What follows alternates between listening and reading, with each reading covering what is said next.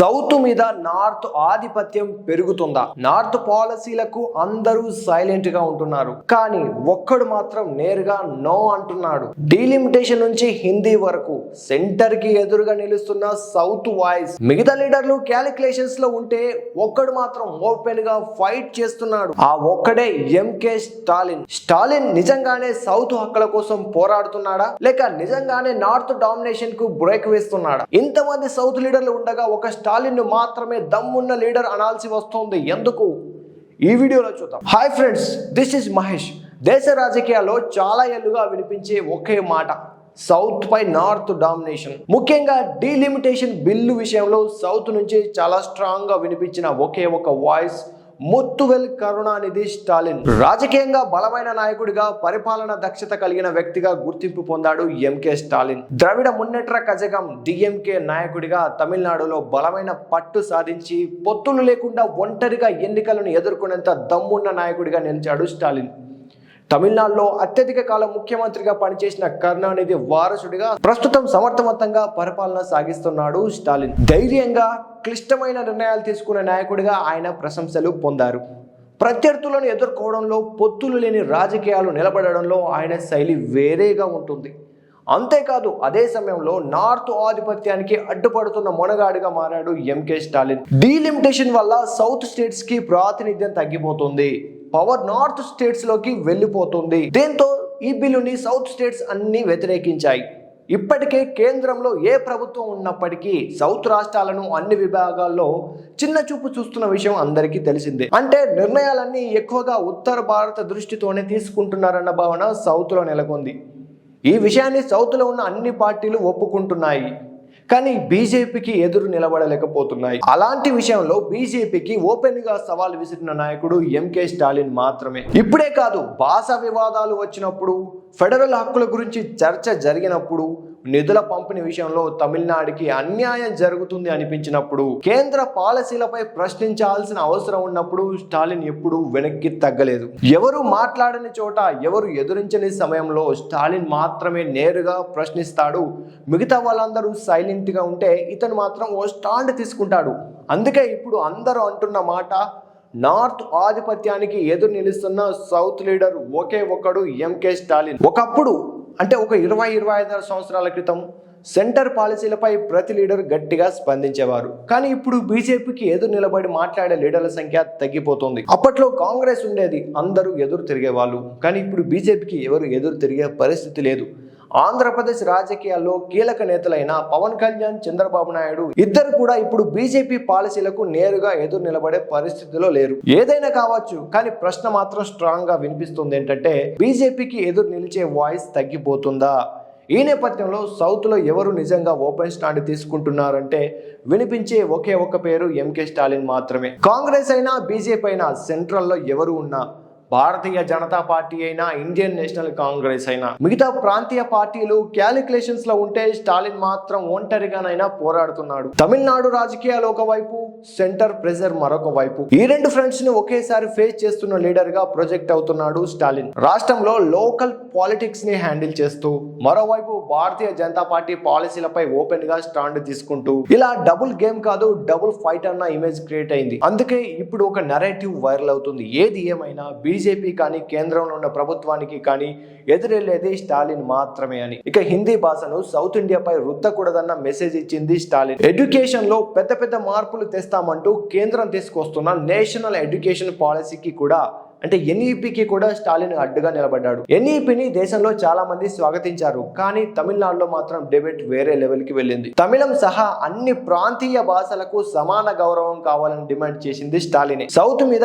ఏ భాషను బలవంతం చేయొద్దన్న strong position గా స్టాలిన్ మారాడు. హిందీ ఇంపోజిషన్ డిబేట్ వచ్చిన ప్రతిసారి స్టాలిన్ పేరు తప్పకుండా వినిపిస్తుంది.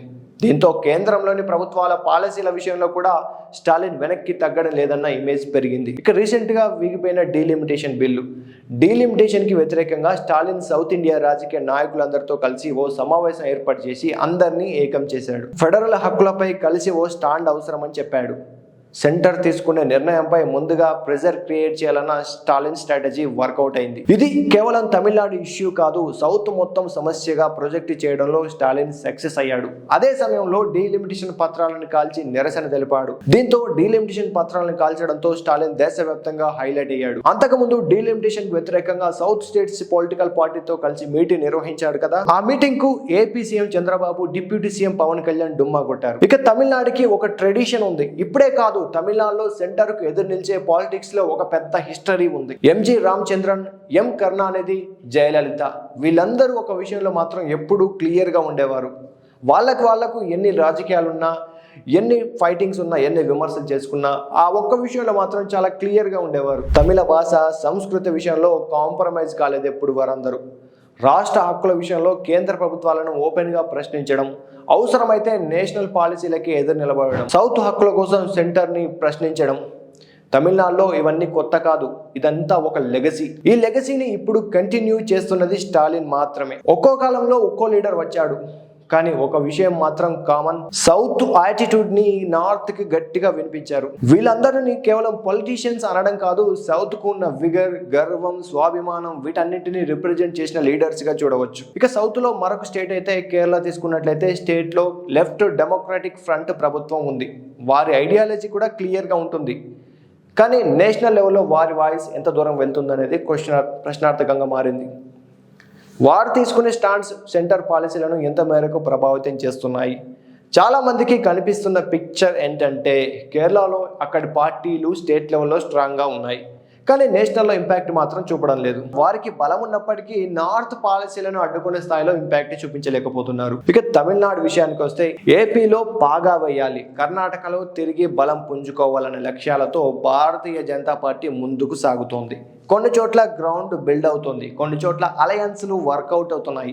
కానీ ఒక స్టేజ్ మాత్రం ఇంకా టఫ్ గా నిలుస్తోంది. ఆ ఒక్క స్టేజే తమిళనాడు. ఇక్కడ సీన్ వేరేలా ఉంటుంది. ప్రాంతీయ పాలిటిక్స్ స్ట్రాంగ్ గా ఉంటాయి, భాష ఐడెంటిటీ పై హై ఎమోషన్ ఉంటుంది. దీంతో తమిళనాడు నేషనల్ పార్టీలకు ఎంట్రీ ఈజీగా అవ్వడం లేదు. అప్పట్లో జయలలిత మరణించిన తర్వాత తమిళనాడు రాజకీయాల్లో ఒక పెద్ద ఖాళీ ఏర్పడింది.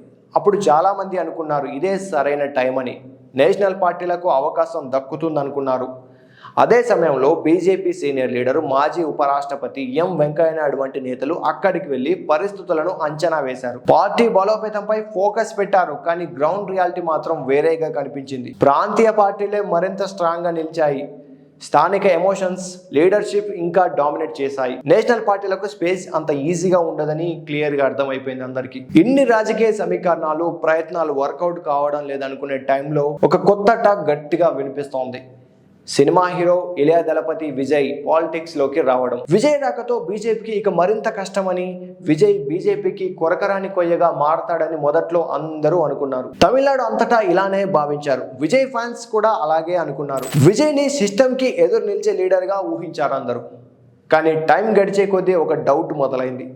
విజయ్ కొన్ని విషయాల్లో సైలెన్స్ గా ఉండడం, రాజకీయంగా కొన్ని మూవ్స్ పై క్లారిటీ లేకపోవడం, బీజేపీకి స్ట్రైట్ గా ఎదురు వెళ్ళలేకపోవడం, ఇవన్నీ కొట్టొచ్చినట్లు కనిపించాయి. దీంతో ఇవి చూసి ఇప్పుడు విజయ్ నిజంగా బీజేపీకి ఎదురు నిలుస్తాడా, లేక సైలెంట్ గా అడ్జస్ట్ అవుతున్నాడా అనే మరో నరేషన్ మొదలైంది. విజయ్ నిజంగా ఎప్పుడు ఓపెన్ స్టాండ్ తీసుకుంటాడు, లేక ఇదే ఆయన స్టైలా అనేది విజయ్ కే తెలియాలి, ఆయన ఫ్యాన్స్ కే తెలియాలి. ఇక స్టాలిన్ విషయానికి వస్తే, ఇటు లోకల్ గా బలమైన 3 రాజకీయ శక్తులను ఒకేసారి ఫేస్ చేయాలి. అదే సమయంలో సెంట్రల్ లో కేంద్ర ప్రభుత్వానికి ఎదురు నిలబడాలి. ఇవన్నిట్లను చూసుకుంటే స్టాలిన్ పేరు ఒకటే వినిపిస్తుంది. ఒకప్పుడు చంద్రబాబు నాయుడు అంటే నేషనల్ పాలిటిక్స్ లో చక్రం తిప్పే లీడర్ అన్న ఇమేజ్ ఉండేది. కూటములు కట్టడం, సమీకరణాలు మార్చడం, సెంటర్ పై ఇన్ఫ్లుయెన్స్ చూపడం, ఇది ఆయన స్టైల్ అని చాలా మంది నమ్మకం ఉండేది. కానీ ఇప్పుడు సీన్ పూర్తిగా మారిపోయింది. రాజకీయ సమీకరణాలన్నీ మారాయి, అలయన్స్లు కీలకమయ్యాయి, స్ట్రైట్ గా ఎదురు వెళ్లే పరిస్థితులు తగ్గాయి. ఒకప్పుడు చక్రం తిప్పే సత్తా ఉన్న బాబు ఇప్పుడు బీజేపీ చక్రంలో ఇరుక్కున్నాడన్న విమర్శలు వస్తున్నాయి. సో మొత్తంగా అటు లోకల్లో తమిళనాడు పాలిటిక్స్ ని తట్టుకుంటూ, ఇటు కేంద్ర ప్రభుత్వాలకు ఎదురు నుంచే సౌత్ లీడర్ గా, అదే సమయంలో సౌత్ లీడర్లందరినీ ఏకతాటిపైకి తీసుకొచ్చే లీడర్ గా, ఈ బ్యాక్డ్రాప్ లో ఎంకే స్టాలిన్ ఇమేజ్ చాలా స్ట్రాంగ్ గా ప్రొజెక్ట్ అవుతోంది. తమిళనాడు రాష్ట్ర రాజకీయాల్లో చాలా స్ట్రాంగ్ కంట్రోల్ ఉండడం, నేషనల్ లెవెల్లో కూడా ఓపెన్ స్టాండ్ తీసుకోవడం, సౌత్ వాయిస్ వినిపిస్తున్న లీడర్ గా మారడం, అదే సమయంలో ప్రస్తుతం ఉన్న ఎలక్షన్స్ లో కూడా స్టాలినే గెలుస్తాడని వినిపించడం, ఇలా సౌత్ లో ఉన్న ఏకైక దమ్మున్న లీడర్ గా స్టాలిన్ అనిపించుకుంటున్నాడు.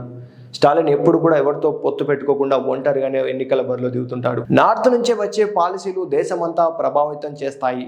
అందుకే సౌత్ కి అన్యాయం జరుగుతుందని తెలిసినా చాలా మంది లీడర్లు సైలెంట్ గా గేమ్ ఆడుతున్నట్లుగానే ఉంటున్నారు. కానీ స్టాలిన్ మాత్రం సౌత్ పాలిటిక్స్ లో గట్టిగా నిలబడుతూనే అటు నార్త్ లో ఉన్న కేంద్ర ప్రభుత్వాలకి ఎదురు నిలబడుతున్నాడు. సౌత్ లో అసలైన దమ్మున్న నాయకుడిగా స్టాలిన్ నిలిచాడు. మరి మీరేమంటారు? స్టాలిన్ మాదిరిగా ఉత్తరాది ఆధిపత్యానికి ఎదురు నిలబడే నాయకుడు ఎవరైనా ఉన్నారా? అలా ఎవరైనా నాయకుడు మీకు అనిపిస్తే ఖచ్చితంగా కమెంట్ చేయండి.